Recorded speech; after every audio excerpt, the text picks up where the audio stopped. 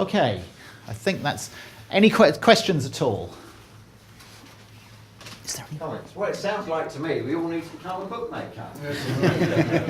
Yes, please. Yeah, one question. If you were to issue the idea that you have a service, Yes. and people that invested qualified as gold members when the service launched and was live, and later on people that wanted to have that service enhancement, whatever it is, would have to pay. Would that fall under this? Or What would the service do? Sorry, it's no just idea. yeah. It's Okay. hypothetical. But say it was a delivery service, and you could get it next day if you were an investor, and you could only get it next day if you paid extra after the company was launched. Okay. One thing you can find. I mean, I mentioned at the start the sort of things that are not investment. So if people are actually paying for a service delivery, that may be a way of doing it. The one word of warning I would say is that sometimes people want to dress up what is basically an equity or a debt investment as something else. So it has to be real. So if you're saying you get an enhanced delivery service for paying more money After the company is launched, so you're Yeah, investing yeah. prior to launch, but you'll get an extra service after launch. All right. Because you've invested early, that's what I'm saying. Okay, so is probably the words you want to use. Right. you divide it into two then. So you've got the investment where some of these issues may come to the initial investment. But the delivery afterwards, I think people do that. Yeah, you actually get a special right attached to that. Yes, I've come across that. I can't see a problem with that. But as I say, you do have the prior question of the investment in the first place. You may have the prior question of the investment in the first place. But what you're saying is the gold service is an extra thing for investors. Yes. And adding that extra, I can see no problem with. What about It'll probably hit me afterwards, but I don't think so because I have come across similar things. So yeah. what about people paying on account prior to you having the service on offer? So so I'd say that I'm building something. It's going to take me 3 months to build it. If you give me the cash now, you'll get 10 times more credits than you would. You know, it'll be 10 times cheaper than. What are they getting for the? Let's say, I don't know, some data cleaning. Yeah. So I'm going to clean your data, and normally I would charge you, I don't know, 10p a click, and I'm going to charge, you'll get 1,000 clicks. What I say with all these things is if it's a genuine payment for a service, then it should be okay. If it isn't really, then it might not be. So you can't dress things up as something they're not, is what I would say. Now, when I talked about offers of securities, unfortunately, one of the things under UK law, shares are obviously recognisable things. They usually give you votes. Debt securities are usually recognisable things. They pay interest. But actually, the definition is wider in the UK, and a share of profit actually can be lined up with a debt security. So what I say is actually if you're buying something, you're genuinely buying something. You're not then no interest or anything like that. Yes, that may well be all right. If that's not necessarily what you're doing, you need to be a little bit careful. So reality in this. Question at the back. Well, I was interested in whether or not you can purchase a discount for a product you're going to buy in the future, or would that fall? I think that same applies to that. How real is it? So yeah, so yes, I mean, you're genuine. If you genuinely, the two things you run into the securities thing, but you run into the deposits thing as well. But accepting deposits is fine, provided it's actually referable to the provision of goods or services genuinely. So they tend, in my view, to be okay. Before you do it, take advice on the actual detail. Because I have seen people try to do things which do look artificial to me. And artificiality won't work in these areas. They will go straight, it's not like a tax scheme, they will go straight through it. As a broad general principle, genuinely buying goods and services should, I think, be okay. hang on, just before we come over there. If you want further queries, you're going to be with us during the break, aren't you, anyway? Yeah. 2 minutes, so we'll follow it up, okay? Quick question. Not for profit organisations that are set up to make a revenue. How would that work in terms of if you have a not-for-profit That are not set up to make a revenue. Yeah. It is set up to make a revenue, but if you have, say, 20 companies putting in and it injection of capital in the beginning of it? Well, let's try and think about that.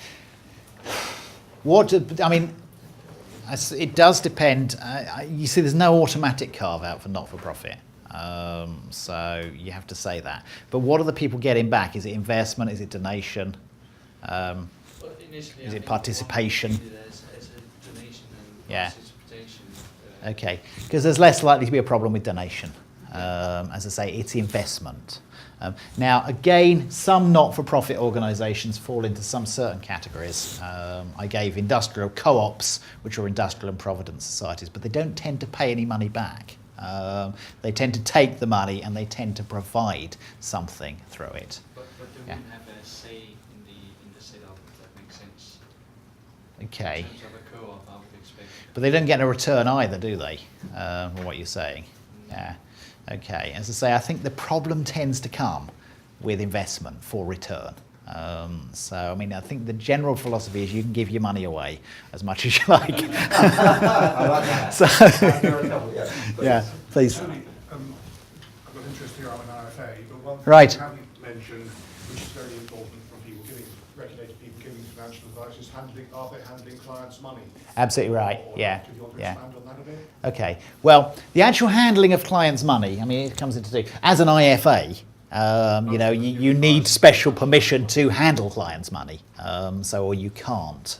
If you're not a regulated person, then you actually fall into, the outside the FSA. So the questions is, are you accepting deposits? Are you operating a collective investment scheme? Are you doing any of these other things? Because the client money regime is relevant to you as an FSA authorised person. It's not relevant to anyone who's not, who actually comes across the harsh criminal realities of the activities they're coming across, if you see what I mean. But yes, if you are an FSA, I mean, for example, if you run a crowdfunding website and you're an FSA authorised person, you will also need special permission to handle the money, to either hold it or control it. You're absolutely right. Okay. Mark? Hi. I'm curious about, especially given that the websites are visible all over the world, what the cross-border implications are. Right. Okay.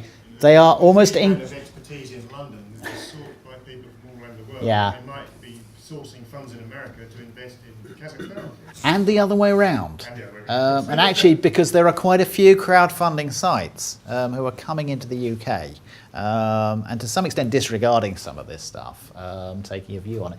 Look, the problem is they're almost incalculable. So particularly the US, there are places where you do not know unless you take a lot of expensive advice, you do not know what the consequences are going to be. So some places you do know instinctively are better than others. The US is nightmare. Having said that, some of these sites, some of these crowdfunding schemes are in the US, so they possibly have found a way around the even more tortuous rules in the US. But as I say, you can't. Every country has its own securities laws. There is some carve out for e-business across Europe, but that's quite sticky. It's quite tricky within the European Economic Area, the EU, and a few other countries. But otherwise, everybody will have their own rules. So some will be entirely relaxed, if I'm honest. Some will have rules they don't enforce. Some will not have rules. Some will have rules they're quite sensitive about. So any number. Barry, just to add to what you're Yeah. saying, the SEC Yes. don't care about foreigners. No. So you can put your money in there and they won't bother Right. to protect you in the least. Okay. So you just fall in a different category. Yeah. So you won't get anything back if you go for the US. They say you're a foreigner. So No, they don't care. No, that's absolutely right. But they do care about you, people in the US, and they will actually, they may actually react to things coming into the US because they have the reputation of being the most territorially. Yeah, if you go into the yeah, US that's right. and Yeah, offer yeah. that, it's a whole different They've no sense of humour about it at all, in my experience. No, that's right. My question was, what does it take to become FSA specialist or whatever it is? FSA, right. person? Well, there are, in this sort of area, to be a corporate a venture capital arranger, which is probably what you'd be, then actually you need minimum regulatory capital, which can, for this area, be quite low. I think it can go as low as 5,000. If you're not giving advice, and you're not, as this gentleman says, holding client money, and you are just doing, but you actually have to stick within a very, very narrow band. But then you have to comply with the rules, which involve a certain amount of due diligence on what you present, how you deal with customers, terms and conditions, etc. And you and all the individuals concerned have submitted yourself to quite a tough regime. If anything goes wrong, the individuals who manage the firm actually can be subject to disciplinary enforcement action. So you're setting yourself, you are giving yourself quite a lot of prestige by doing this. And as I say, some crowdfunding platforms do it. But you are actually exposing yourself potentially to a set of rules that is difficult. So it's not a matter of sort of getting qualifications like you would as a broker or something like that? There's some activities have qualification requirements. Be an advisor, an investment advisor, as a gentleman will always do. Not everything does have, they're called T&C, training and competence requirements, but not everything does. So you need to work your way around them, to be honest. As I say, there is a really simple regime for people who don't give advice, don't hold client money, etc., involving venture capital, etc., which is actually relatively simple, relatively only. It's still quite tough, in fairness. Any other questions? Or... Right, thank you very much, Tony. Thank you.